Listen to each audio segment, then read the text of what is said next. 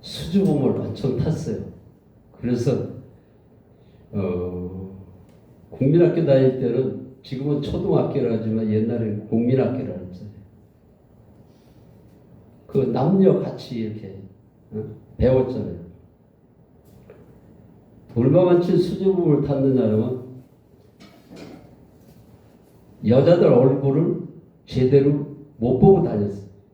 그래서 기억을 잘 못해요. 그런데 주님을 만나고 나서 하나님의 자녀가 됐기 때문에 당당하게 그들에게 와가지고 내가 주님을 만난 얘기를 했어. 주님 만난 얘기를 하니까 기절을 하는 거예요.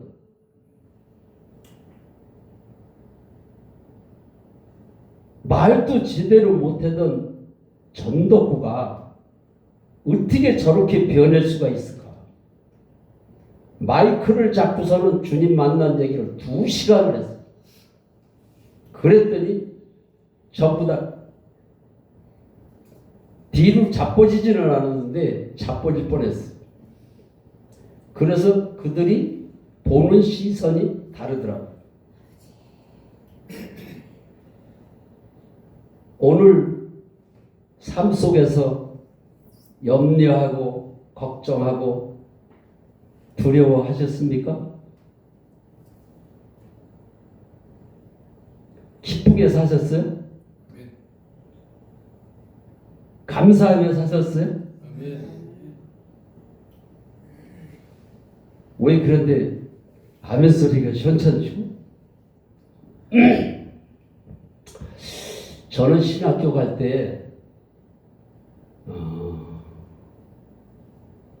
우리 집에 가훈이 없어가지고 가훈을 좀 걸어야 되겠다 이런 생각을 했어요. 그래서 신학교 갈 때 아버지한테 우리 집에 가훈이 없는데 아버지 가훈을 걸어야 되겠습니다. 그랬더니 뭐라고 거냐? 그래서 제가 하나님의 말씀을 생각을 곰곰이 해봤는데 데살로니가전서 5장 16, 17, 18절에요. 항상 기뻐하라. 쉬지 말고 기도하라. 범사에 감사하라. 이 말씀이 좋을 것 같으네. 야, 그거 진짜 좋구나. 응? 항상 기뻐하는 가정. 쉬지 않고 기도하는 가정. 범사에 감사하는 가정. 아멘. 얼마나 좋겠어. 그래서 그 가훈을 걸어놓고서는 신학교를 갔는데 저는 새벽 기도에 가서 기도를 하면은 2시간, 3시간씩 했어요. 왜 2시간, 3시간씩 하게 됐느냐면 조용기 목사님이 기도를 많이 해서 능력을 받다는 소리를 듣고서는 조용기 목사님 테이프란 테이프로 책이란 책을 다 써다봤어요. 그래놓고서는 2시간씩 3시간씩 기도를 하는 새벽 예배 끝나고 2시간 3시간씩 기도해봐요. 한 사람도 없어요. 다 가고 해가 중천에 떠 있어. 능력을 받았을까요? 못 받았을까요? 받았어요. 네? 받았어요? 와, 그래요. 그런데 능력은 하나님의 말씀대로 하지 않으면 하나님은 능력을 주시지를 않으십니다. 왜 사랑의 하나님이라고 그러는데 왜 안 주실까요? 우리 속에 죄가 있으면은 하나님은 거룩하신 분이기 때문에 우리 속에 죄가 있으면은 하나님은 주고 싶은데 줄 수가 없는 거예요. 마음의 문을 열어야 돼요. 죄 때문에 이 마음의 문이 열리지를 않는 거예요. 제가 얼마 전에 파키스탄에 집회를 갔다 왔어요. 작년서부터 외국에 가서 집회를 다니기 시작을 하니까 그게 소문이 나가지고 선교사님들이 서로 데리고 가려고 아주 줄을 서 있어요. 그런데 그 여자들 앞에서 고개도 못 들고 다니던 전도부가 성령 하나님이 내 안에 들어오시니까 완전히 달라지더라고요.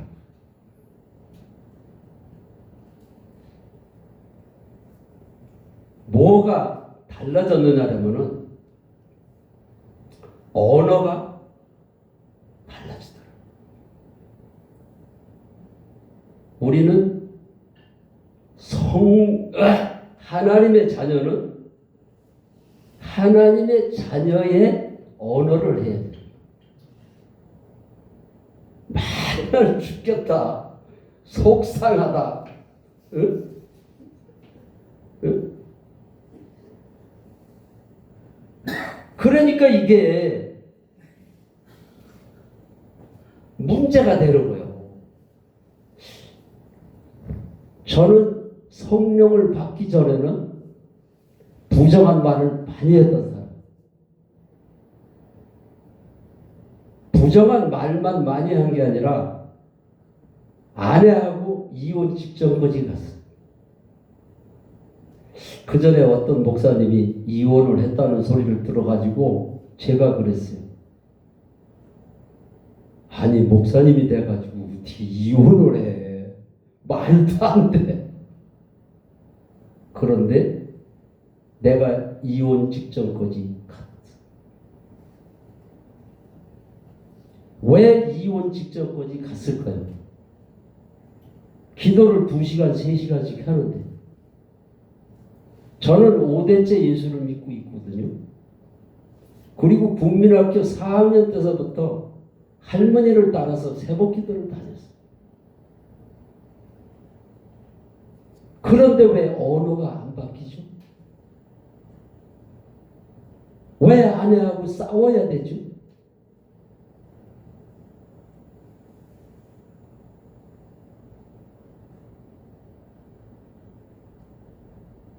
사도 바울이 보이는 형제를 사랑하지 못하면서 보이지 않는 하나님을 사랑하는 것은 거짓말하는 거예요.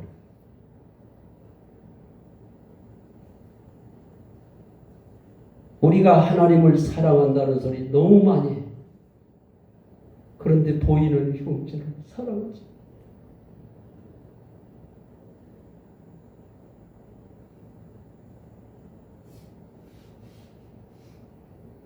그러면서 교회에서 거룩한 척하고 살았어. 기도를 많이 하니까 주님이 내 기도를 들어주시는지라.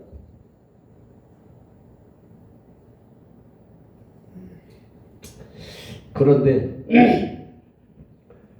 우리가 기도를 어떻게 해야 되는지를 알고 예수를 믿어야 되는 거더라고. 기도를 하는데 우리 주님이 처음으로 설교하신 말씀이 회개하라. 천국이 가까워. 회개하라고만 말씀을 하신 것이 아니고 어떤 죄를 해결을 하는지 우리 주님이 가르쳐 주셨어요. 요한복음 16장 9절에 있는 말씀. 죄에 대하라 하면 너희가 나를 믿지 아니하느냐. 나는 이혼 직전에 갔음에도 불구하고 하나님 앞에 믿지 않는 죄를 한 번도 해결을 안 했어요. 누가 가르쳐 준 사람이 없었어요. 63세 되던 해에 조폭 생활을 하던 사람이 아내를 따라서 교회를 갔어요. 주님을 만나고 그분이 간증을 하는데 당신이 지금 염려하고 걱정하고 두려워하는 것이 예수를 안 믿고 있어서 그런 현상이 일어난다는 거. 그 말을 듣고 내가 기절을 했어. 아! 원인을 알았구나. 내가 성격이 안 맞아서 내가 사업을 했다가 빚을 많이 졌거든. 그러니까 만날 돈에 쪼달리다 보니까 아내하고 다퉜어. 그래서 아내하고 이혼을 하려고 그랬는지 알았어요. 그런데 그분의 간증을 듣고 보니까 예수를 안 믿고 있는 거예요. 예수를 안 믿고 있어서 싸우는 거다. 그래서 하나님 앞에 벌써 주저앉았어. 주저앉아서 무릎을 꿇고 하나님 용서해 주세요. 내가 예수를 안 믿었어. 하나님 용서. 예수로 안 믿은 죄를 63세 되던 해에 처음으로 해봤어. 죄에 대하여 하면 너희가 나를 믿지 않냐.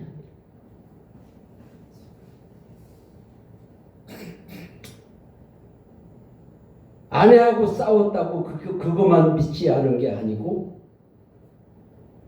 우리 예수님도 무엇을 먹을까 무엇을 마실까 염려하지 마. 염려하는 것은 누가 하는 거라 그랬어? 이방인들이 하는 거라 그랬어.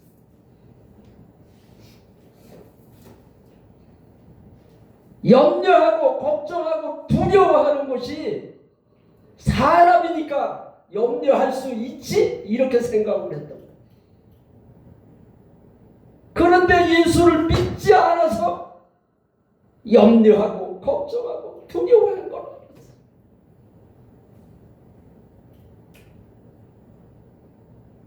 저는 빚도 많았죠. 아내가 이혼하고 미국으로 간다고 했지. 또 몸은 아버지하고 말다툼을 하다가 간질 귀신이 들어왔는데 이놈의 간질 귀신이 5년을 기도를 해서 안 떠나.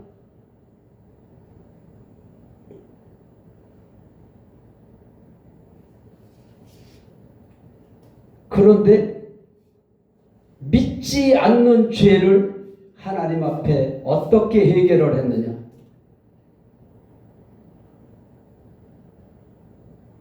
(63년) 동안을 죄를 똑바로 모르고 교회를 다녔기 때문에 해결을 하는데 내가 63세 되던 애까지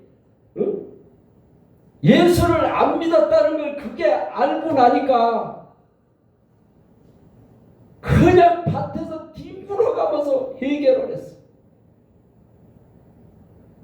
복숭아나무 밑에서 유튜브에 그 막내 여동생이 동영상을 보냈더라. 그거를 듣는데 내가 예수를 안 믿고 있는 걸 알았어. 그래가지고서는 무릎을 꿇고 기도를 하다가 떼굴떼굴 굴러가면서 해결을 했어. 내가 예수를 안 믿었다. 주님, 예수 믿지 않는 죄를 용서해. 얼마나 뒹굴어가면서 기도를 했는지 헛구리가 됐어. 눈물 콧물이 나오는 데다가 밭에서 뒹굴었으니 얼굴이 뭐가 됐겠어. 하나님 용서해달라고 믿지 않았어. 용서해달라고 막 기도를 하는데 요에서 그 말씀이 딱 생각이 나. 옷을 찢지 말고 마음을 찢어서 회개하라.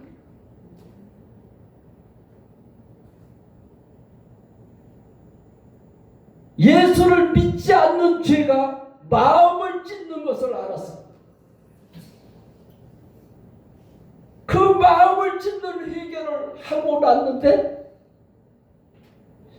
내가 예수를 안 믿었다고 회개를 했으면 영접을 해야 되겠다, 이런 생각이 딱 드는 거예요. 내가 5대째 믿고 있는데 영접 기도를 안 했겠어요? 안 믿고 영접 기도를 백날 해봐야 소용이 없는 거예요.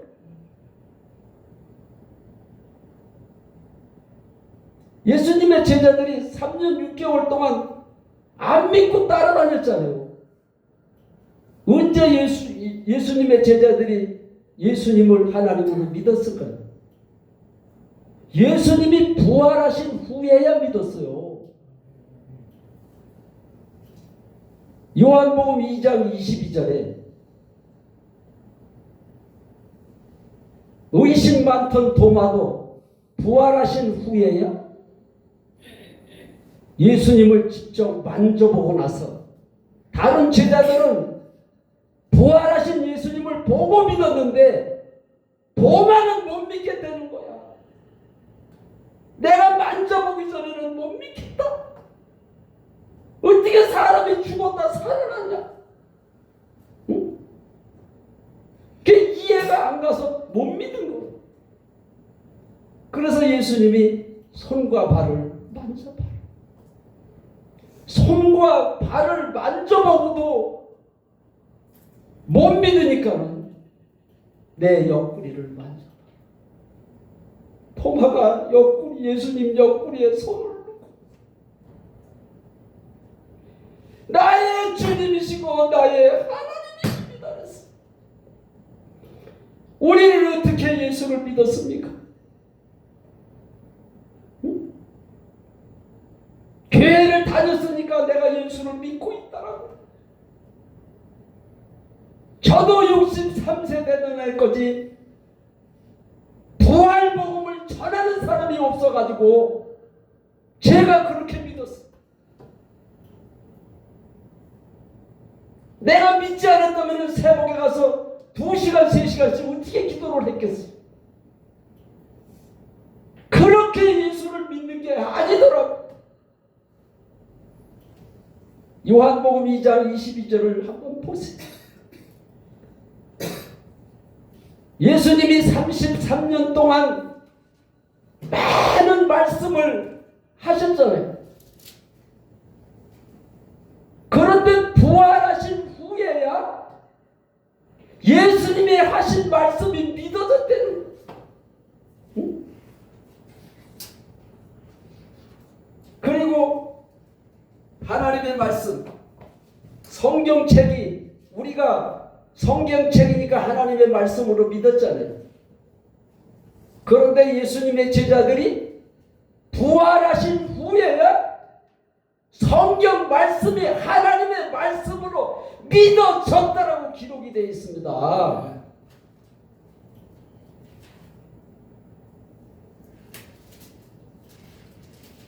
63세 되는 해까지 그 설교를 들어보지를 못했어요. 응? 부활절날 설교를 들어보면은 지금도 마찬가지예요. 궁금하시면은 인터넷에 한번 들어가 보세요. 부활절날 어떻게 설교를 하는가.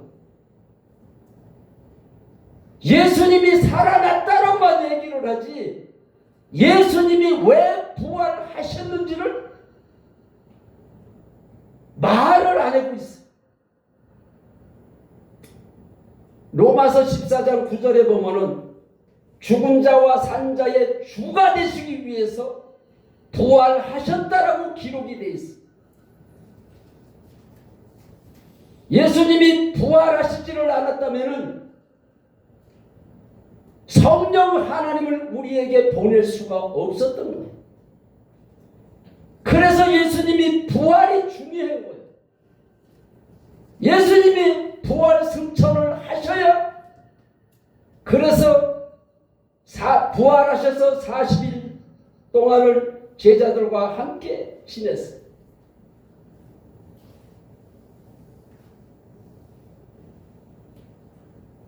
(40일) 되던 날 우리 주님이 내가 하늘로 승천한다고, 내가 아버지께로 간다고 얘기를 했어요. 죽었던 예수님이 살아나서 좋았는데 또 가신다고 그러니까 기가 막히잖아요. 그런데 우리 주님이 내가 가는 곳이 너희들에게 유익하다, 내가 가지를 않으면 보혜사 성령을 보낼 수가 없다는. 그래서 예수님이 부활하신 이유가 나의 주인이 되시기 위해서 성령을 보낼 테니 예루살렘 성전을 떠나지 말고 성령을 받을 때까지 기도를 하라고 우리 주님이 말씀을 하셨어요. 그래서 그들이 500의 형제들이 부활하신 주님을 만났지만은 성령을 받기 위해서 기도한 사람은 120명밖에 없어요. 그들이 성령을 받을 때까지 기도를 하다가 성령을 받았어요.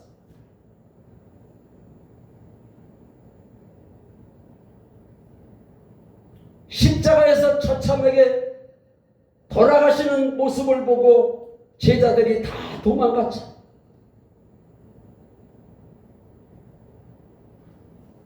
많은 표적을 보고 이적을 봤는데 왜 예수가 하나님으로 못 믿었을까요? 예수님이 하루는 표적을 안 보여주니까는 오늘도 우리에게 표적을 보여달라고 아우성을 치니까 마태복음 12장 39절에 예수님이 뭐라고 그랬어요? 악하고 음란한 세대가 표적을 구하나 요나의 표적밖에는 없다라고 얘기해요. 요나의 표적이 무엇일까요? 예수님의 부활을 얘기해요. 부활밖에는 없다. 왜 그랬을까요? 예수님의 제자들이 두려워서 도망갔던 제자들이 부활하신 후에야 믿었잖아요. 부활밖에는 없다. 이렇게 부활이 중요한데도 불구하고 오늘날에는 교회에서 부활 설교를 안 한다는 사실이에요.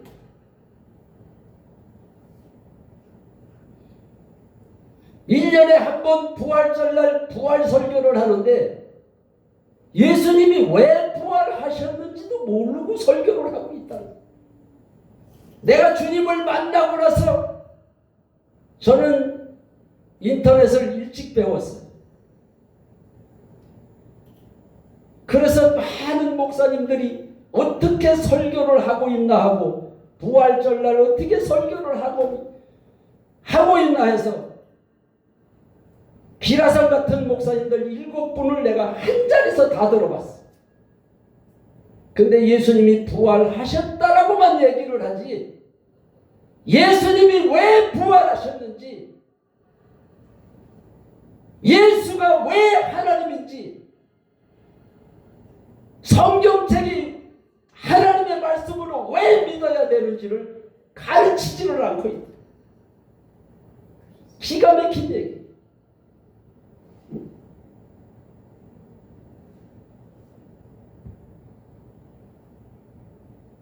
이 땅에는 많은 종교가 있어요. 우리만 예수를 하나님으로 믿을까요? 다른 종교에도 자기가 믿는 신을 하나님으로 믿고 있어요. 그들도 신학이 있어요. 구원론도 있어요. 그러면 그들이 하나님이나 우리가 믿는 하나님이나 뭐가 다를까요? 예수님이 부활하시지를 않았다면 그들이 믿는 하나님이랑 우리가 믿는 하나님이랑 똑같다는 얘기. 하나님이 이 땅에 오셨다 하나님이 이 땅에 오셨다 가셨는데 그냥 왔다 가셨겠네요. 우리에게 확실한 증거를 주고 가셨다. 그 증거가 사도행전 17장 31절에 기록이 되어 있습니다. 모든 사람에게 믿을 만한 증거를 주셨다고 그랬어요. 우리가 복음을 전할 때도 우리에게는 증거가 있다고 전해야 됩니다. 그 증거가 부활이다.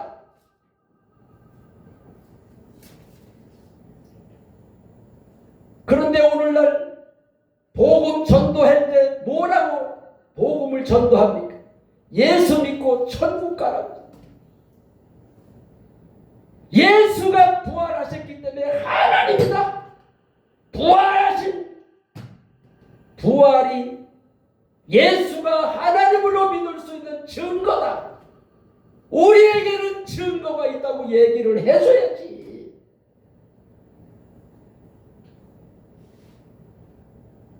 증거 없이 믿으라니까는 누가 믿겠어? 응? 우리 다메섹 기도원 참 이름 잘 지셨어요. 다메섹에서 사울이라는 청년이 예수 부활을 전하는 사람을 핍박하다가 사울이라는 청년이 다메섹에서 부활하신 주님을 만났습니다. 할렐루야. 다메섹 기도원에 오신 분들은 부활하신 주님을 만나십시오. 응? 그냥 다메섹이 아닙니다. 응? 부활하신 주님을 만나는 장소가 다메섹 기도원이에요. 그런데 왜 다메섹 기도원에서 부활 설교를 안 합니까?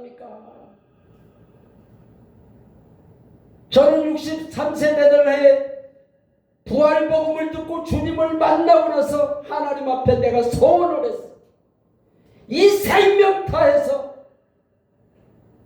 부활 복음을 전하겠다고. 제가 작년에 단기 선교를 가가지고서는 선교사님들이 예수를 어떻게 믿고 있을까 궁금해가지고 물어봤어. 10분의 선교사가 있다는 소리를 들어가지고 내가 한 분 한 분 만났어요.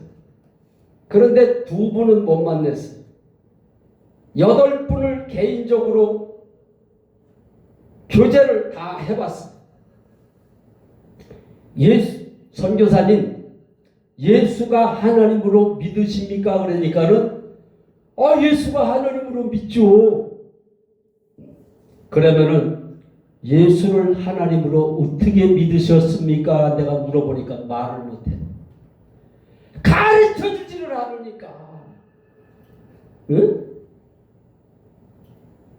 성도들은 몰라도 선교사는 알지를 않았어. 그래서 내가 또 물어봤어.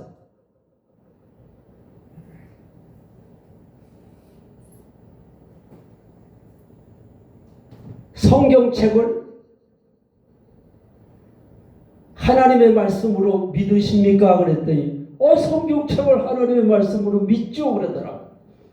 그래서 성경책을 하나님의 말씀으로 어떻게 믿어지셨습니까? 그랬더니 또 말을 못해. 요한복음 2장 22절을 가르치지를 않는 거예요. 응? 부활하신 후에야 성경 말씀이 하나님의 말씀으로 믿어졌다라 기록이 되어 있잖아요. 응? 가장 중요한 거를 안 가르치니까.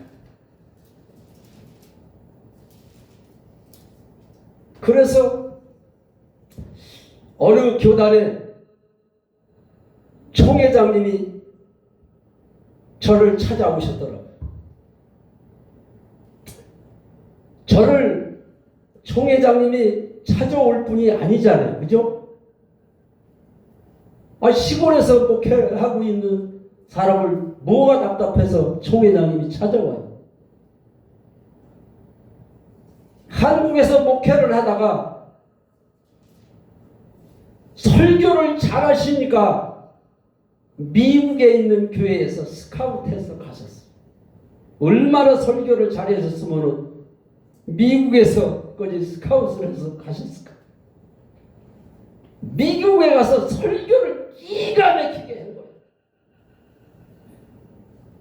그렇게 잘 나가시던 분이 병이 걸렸어요. 무슨 병이 걸렸느냐? 우울증이 걸렸어요. 우울증이 걸려가지고서 설교를 할 수가 없을.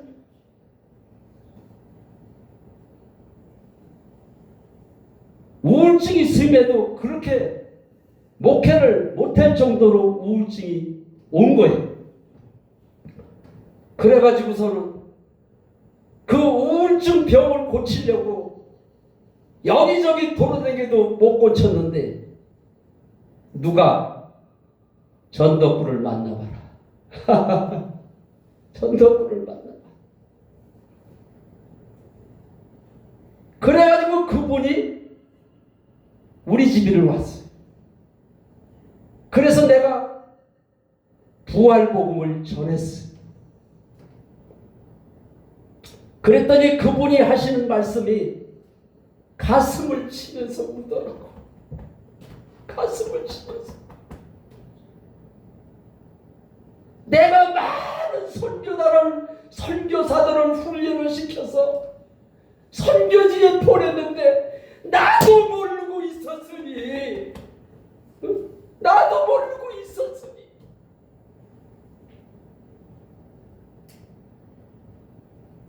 예수가 왜 하나님인지도 모르고, 성경 말씀이 왜 하나님의 말씀으로 믿어야 되는지도 모르고, 예수님이 왜 부활하셨는지도 몰랐다는 거예요. 어느 분은 제가 복숭아 과수원을 조그맣게 해요. 한 2만 평 정도 했는데 이제 여름에 복숭아 딸 때 많은 사람들이 이제 그 인터넷 판매도 하지만은 직판장이 있어서 오는 사람들 또 이렇게 팔기도 해요. 그 많은 사람들이 열심히 들락날락. 그래서 제가 주님을 만났잖아요. 그래서 이제 테이블에 앉으시라고, 가족이 왔으니까 이렇게 앉으시라고. 그래서 저 복숭아를 까서 갖다 드리고, 처음서부터 복숭아 깔 때서부터 예수 얘기를 하면 복숭아 맛 떨어진다 그랬잖아요. 그래서 지혜롭게 전도도 해야 되는 거예요. 한참 중간쯤 잡수시고 맛있게 잡수실 때 저태 가서 가져가지고서는 복숭아 맛이 어때요? 그랬더니 이런 복숭아 처음 먹어본다는 거예요. 얼큰이 맛있다고 그랬지. 그랬으니까 이제 저태 가서 의자에 앉아가지고, 제가 얼마 전에 주님을 만났는데 주님 만난 얘기를 해도 될까요? 기가 막히게 맛있다고 그러신 분이 안 된다고 그럴 사람 누가 있겠어요? 그래서 내가 주님 만난 얘기를 하고 있는데 남자분이 우는 거예요. 내가 보니까는 60이 넘으셨을 것 같아. 70은 안 되셨을 것 같고 막 우는 거예요. 그래서 손님 왜 이렇게 우시느냐고 그랬더니 내가 목사인데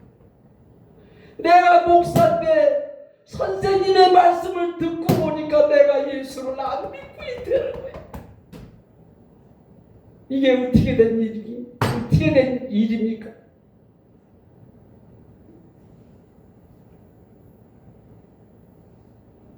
미국에까지 가가지고서는 목회를 하다가 병이 걸려가지고 오신 목사님도 그 얘기를 했어요.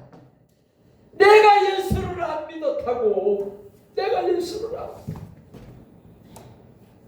저하고 교제하는 목사님들이 거의 다 그 소리를 하는 거예요.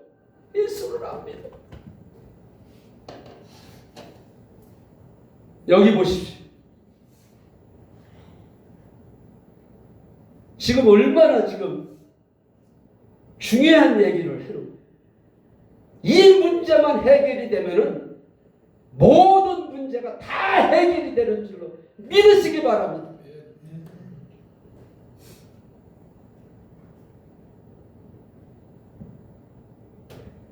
이제 본문으로 돌아가서 오직 성령이 너희에게 임하시면 너희가 권능을 받고 예루살렘과 사마리아와 땅 끝까지 이르러 내 증인이 되리라 했어요. 그런데 예수님이 하신 말씀이에요, 이게. 그런데 22절에 베드로가 그 답을 얘기를 했어요. 무슨 증인인지를 인터넷에 또 들어가 봐요. 사도행전 1장 8절의 말씀을 가지고 수많은 사람들이 설교를 해요.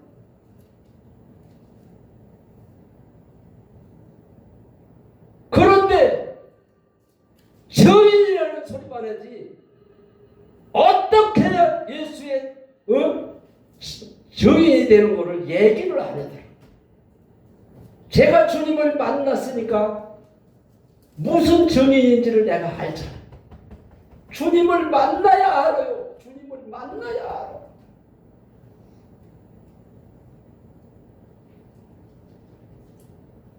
사도행전 1장 22절에 보면은 베드로가 12제자 중에 가룟 유다가 예수님을 팔고 목매달아 죽었잖아요. 그러니까 제자를 한 명을 더 뽑아야 되는 거예요. 그런데 제자를 뽑는 조건이 뭐죠? 우리와 함께 다니던 사람 중에서 부활을 전할 사람을 뽑자고 그랬어요. 내가 어디 가서 이 설교를 했더니 여자 목사님 한 분이 그 소리를 해놓은 거예요. 부활을 전하지 않으면 직무유기 되는 거예요. 맞아요, 틀려요? 제자를 뽑는데 부활을 전하는 사람을 뽑자고 그랬어요. 그런데 왜 오늘날의 목사님들이 부활을 안 전할까요? 베드로 설교를 보십시오. 사도행전 4장에 가면은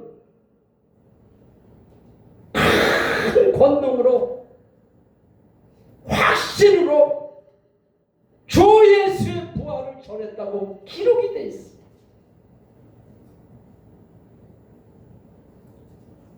베드로가 너희가 죽인 예수가 살아났다고 그랬을 때 4,000명씩 3,000명씩 회개하는 역사가 일어났습니다. 저도 부활 복음을 듣고 내가 예수를 안 믿고 있는 걸 알았어요. 많은 사람들이 내가 권사니까 집사니까 내가 목사니까 장로니까 믿고 있다라고 그러기 때문에 회개하는 역사가 안 일어나. 교회에서 총회를 하거나 뭐를 이렇게 교회에서 이렇게 하면은 싸움이 반이에요. 싸움이 반이에요. 예수를 안 믿고 있는 사람이 교회 안에 있다 이 말이에요.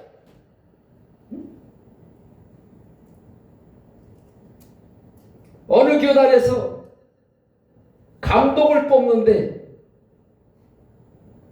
부정선거를 해서 감독이 돼가지고 법적으로 고소를 해가지고 감독을 해다가 사표를 냈어요. 감독이 뭐길래 부정선거를 하느냐 이 말이에요.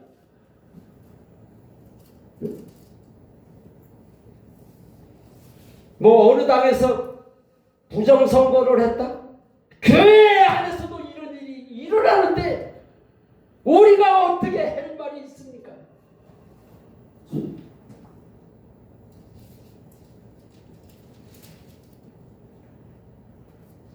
아까도 서두에 제가 얘기를 했잖아요. 저도 부정한 말을 많이 하고 언어가 변하지 않아서 왜 언어가 변하지를 않을까? 하루는 길을 가다가 돌멩이를 주워들었어요. 방풀 만에 돌멩이를 입에다 물고 일주일을 내가 돌아다녔어요. 말을 안 하려고. 말만 하면 죄를 지니까. 돌멩이를 물고 일주일을 다녔는데도 사람이 안 변하더라 이거예요. 왜 안 변합니까? 그래서 우리 주님이 율법을 폐하러 온 것이 아니라 율법을 완성시키러 오죠. 그래서 예수님이 부활하셔서 성령을 보내셔가지고 성령을 받을 때까지 기도를 해서 그들이 성령을 받고 나니까 주인이 그제서 바뀌었습니다. 전도구도 돌멩이를 물고 다니고 벤치 타했는데도 안 바뀌었는데 성령 하나님이 들어오니까 바뀌어지더라 이 말입니다. 성령을 왜 받느냐? 성령을 받아야 주인이 바뀌니까. 아멘. 그런데 요즘에는 성령에 대해서 똑바로 가르치지를 않으니까 나는 누구한테 들어서 얘기를 하는 게 아니에요. 베드로가 성령을 보내시기도 전에 신앙 고백한 게 있어요. 맞아요? 틀려요? 성령을 보내시도 않았는데 주는 그리스도시요 살아계신 하나님의 아들이십니다.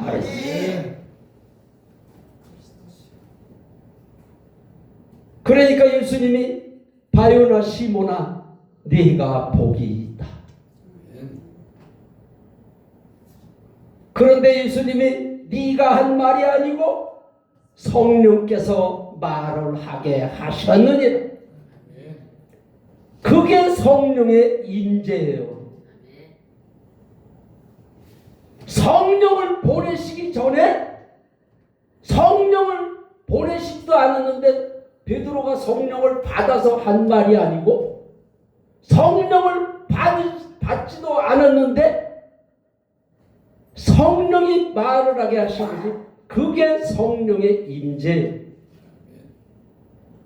그런데 오늘날에 목사님들이 축도를 하는 걸 보면은 성령의 임재라고도 하고 성령의 내주하심이라고도 하고 중두난방이에요.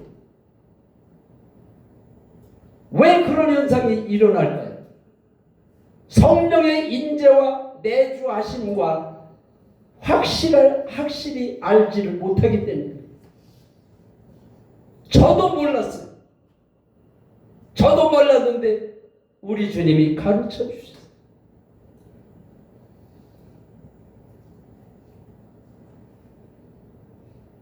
바요나 시모나 내가 복이 있다고 그랬는데 우리 예수님이 내가 얼마 있으면 십자가에서 죽고 부활할 거라고 그러니까 예수님 절대 죽으시면 안 됩니다. 그 소리를 할 때 우리 예수님이 뭐라고 그랬어요? 사단아 내 뒤로 물러가. 우리 주님이 하나님이 사람으로 십자가를 지시기 위해서 이 땅에 오신 것. 성령을 왜 받아야 되느냐? 성령을 받지를 못하면은 하나님의 뜻을 알 수가 없어요.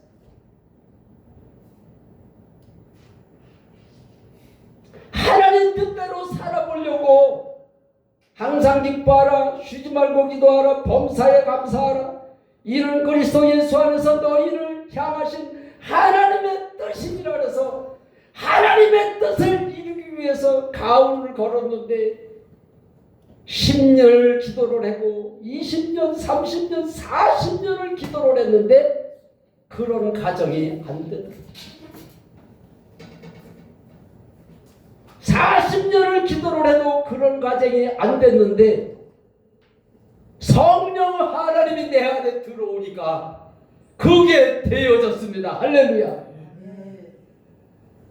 그래서 성령이 오셨네, 성령이 오셨네, 내 주의 보내신 성령이 오셨네.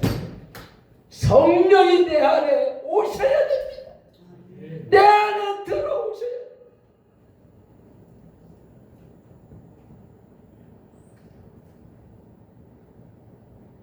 성령이 내 안에 들어오시려면은 염려한 죄, 걱정한 죄, 두려워한 죄를 해결을 하십시오.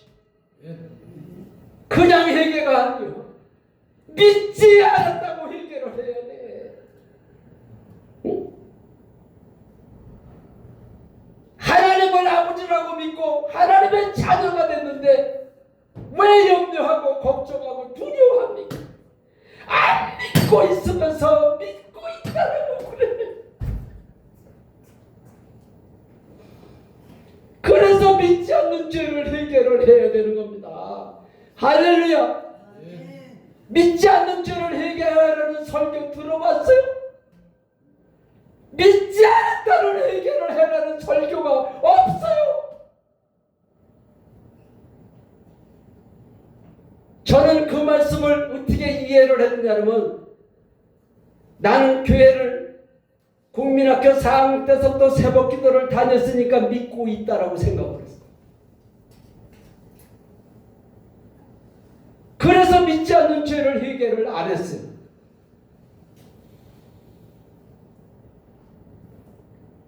그래서 예수 안 믿는 사람들, 그 사람들에게 해당되는 말인지를 알았어요. 그래서 많은 목사님들이 그 설교를 안 하는 거야. 성도들에게 안 가르쳐줘. 당신들은 믿고 있어. 그러니까 믿지 않는 죄를 해결을 안 하는 거야.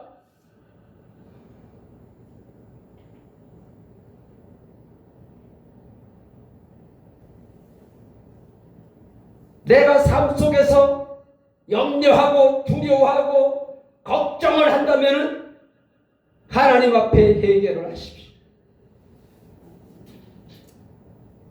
하나님, 내가 염려했습니다. 그냥 염려를 한 게 아니고 믿지 않아서 염려했습니다. 해보십시오.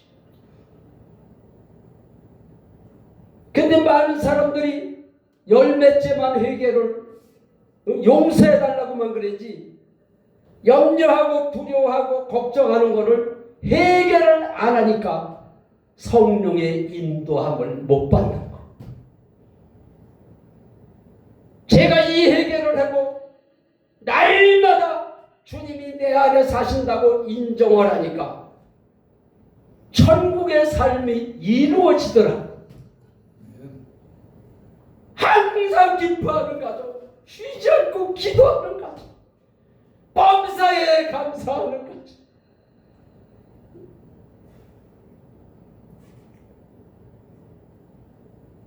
항상 기뻐하라, 쉬지 말고 기도하라, 범사에 감사하는 그 설교도 엄청나게 많이 해. 어떻게 해야 항상 기뻐하는지를 가르치지를 않는 거야. 응? 그래서 집회를 하고 돌아왔는데 어느 분이 전화가 왔어요. 입력이 안 돼 있는 전화 와가지고 누구십니까? 그랬더니 아, 집회 때 은혜 받은 선교사입니다. 그랬더라고. 그래서 이렇게 새벽에 어떻게 전화를 다 하셨습니까? 그랬더니 너무 고마워가지고 그냥 자고 일어나자마자 목사님한테 전화를 하고 싶어가지고 전화를 했대는 거예요. 자기가 돈 문제가 너무 돈 때문에 시달리다 보니까는 많은 목사님들한테 상담 전화를 몇 분을 했는데, 아니 선교사가 돼가지고 그런 믿음도 없습니까? 전부 다 이렇게 얘기를 해드리는 거예요. 그런데 목사님은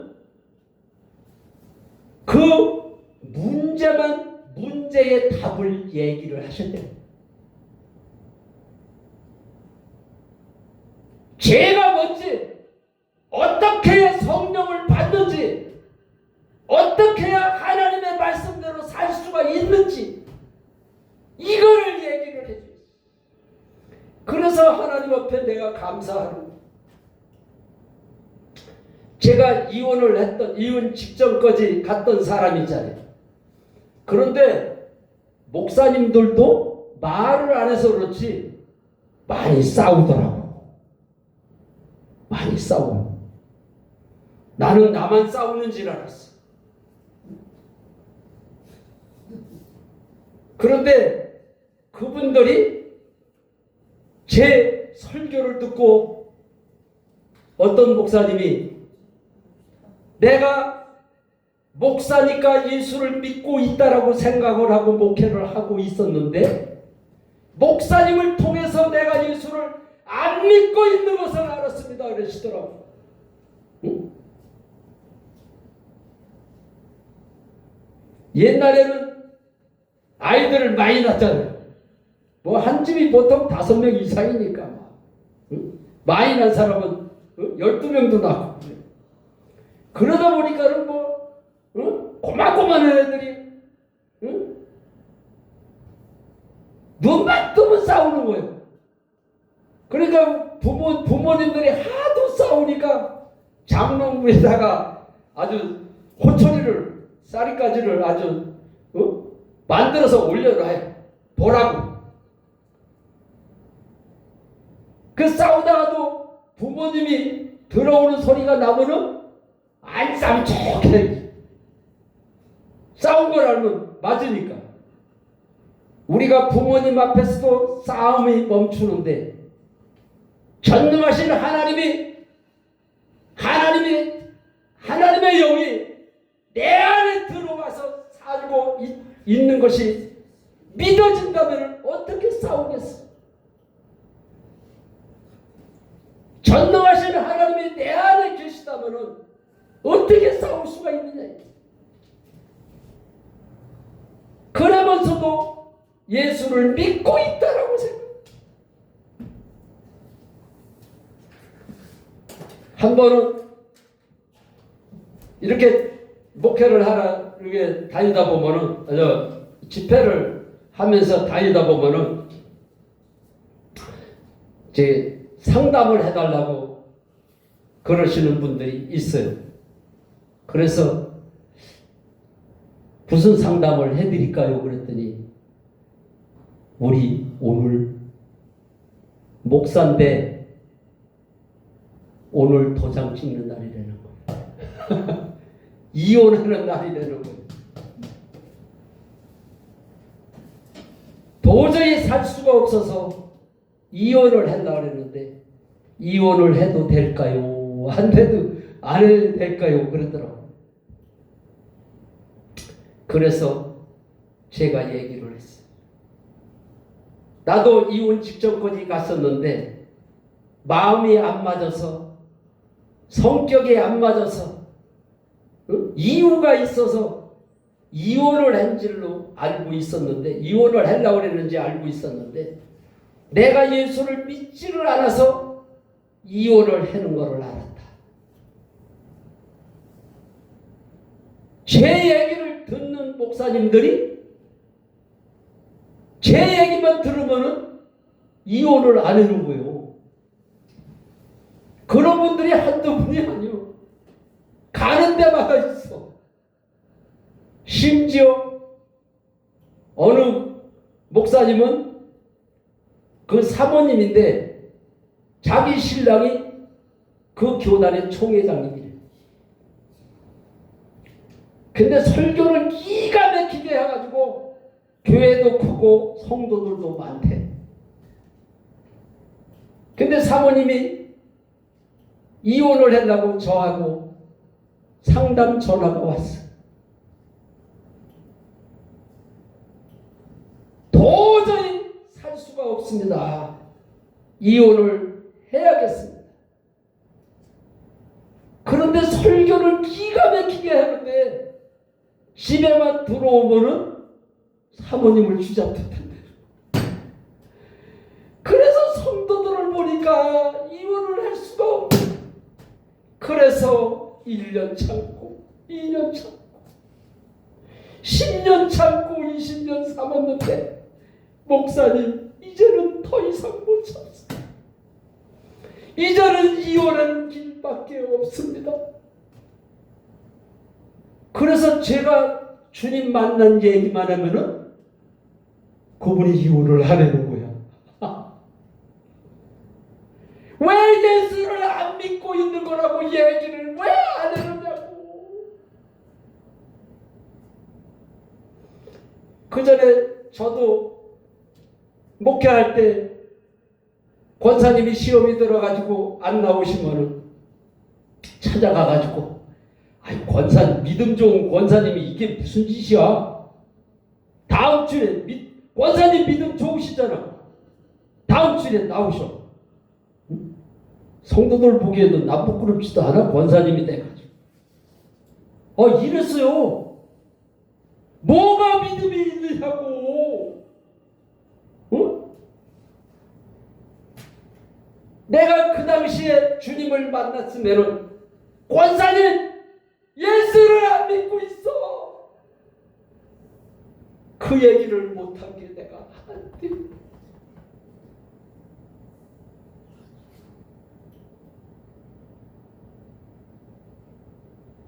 그리고 제가 아버지하고 심하게 말다툼을 하다가 간질 귀신이 들어왔는데 5년 동안 간질 귀신이 안 떠나갔죠. 5년 동안 안 떠나가던 간질 귀신이 언제 떠나가느냐. 믿지 않는 죄를 해결을 하고 부활하신 주님을 주인으로 영접합니다 그러는데 성령이 내 안에 들어오시니까 염려, 걱정, 두려움이 떠나갔는데 간질 귀신은 떠나가라 소리도 안 했는데 그냥 떠나가더라고. 응? 그래서 제가 이 얘기를 하는 거예요.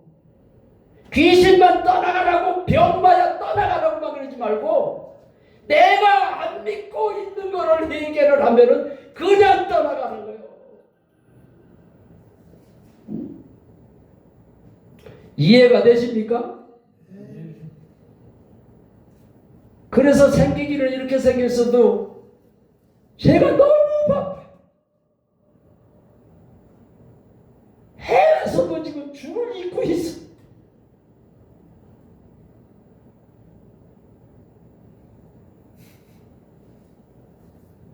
그래서 마지막 때에 우리가 한번 그냥 예수를 하나님으로 믿는 게 아니에요. 부활로 하나님을 믿어야 된다는 사실. 다메섹에서 사울이라는 청년이 부활하신 주님을 만나고 나서 그가 꼬꾸러졌어. 꼬꾸러져서 사흘 동안을 3일 동안을 기도를 했는데 뭔 기도를 했겠어요? 예수를 하나님으로 믿지를 않아서 부활을 전하는 사람들을 핍박을 하다가 꼬꾸라졌으니까 그가 예수를 하나님으로 믿지 않는 죄를 그가 3일 동안 기도하다가 성령을 받은 거예요. 그런데 많은 목사님들이 사도 바울이 나는 십자가 외에는 결코 자랑하지를 않겠다는 성경 구절이 있어요. 그러니까 그 말씀만 가지고 십자가야, 바로 십자가야, 나도 십자가만 자랑할 거야. 사도 바울이 다메섹에서 부활하신 주님을 만난 것을 모르는 거야, 사람들. 응?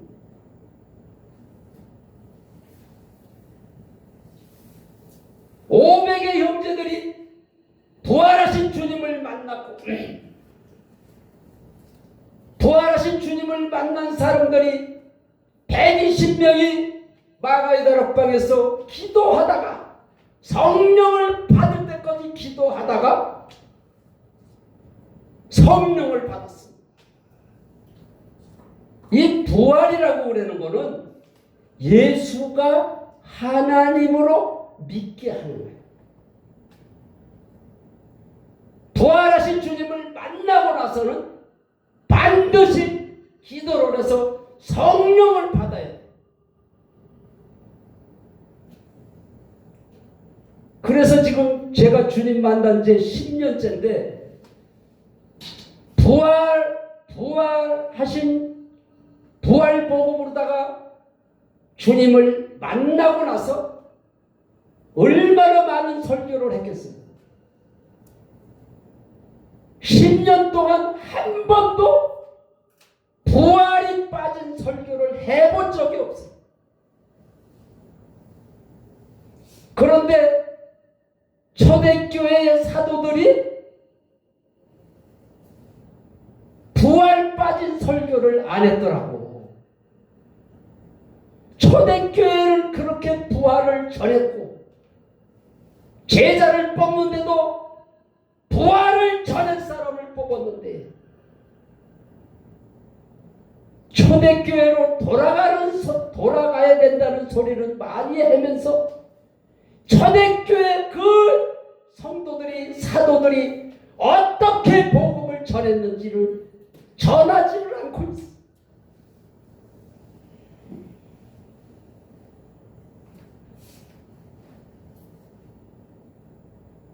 그래서 오직 성령이 너희에게 임하시면 너희가 권능을 받고 예루살렘과 사마리아와 땅끝까지 이르러 내 증인이 되라고 하는 것은 부활의 증인을 얘기를 하는 거예요.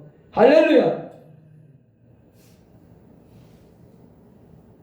그래 부활을 안 전하니까 내가 목숨을 걸고 내가 전국을 다니면서 세계를 다니면서 부활 복음을 전하는 거예요. 안 전하니까. 내가 그래서 주님한테 서원을 했어. 내가 이 생명 다할 때까지 부활 복음을 전하겠습니다. 예수님도 나는 부활이요 생명이라 그랬어. 부활이 없으면 생명이 없는 거예요. 그리스도의 영이 없으면 그리스도의 사람이 아니라 그랬어. 그래서 삶 속에서 이제 정리를 하겠습니다. 염려, 걱정, 두려워, 싸우는 거, 혈기내는 거, 예수를 믿지 않아서 그런 일이 일어난다는 사실을 마귀에게 쏟지 마시기 바랍니다.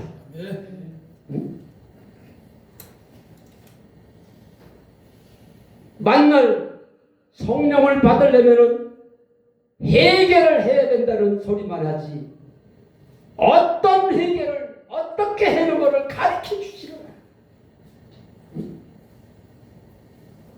그래서 몇 시까지 해야 되죠?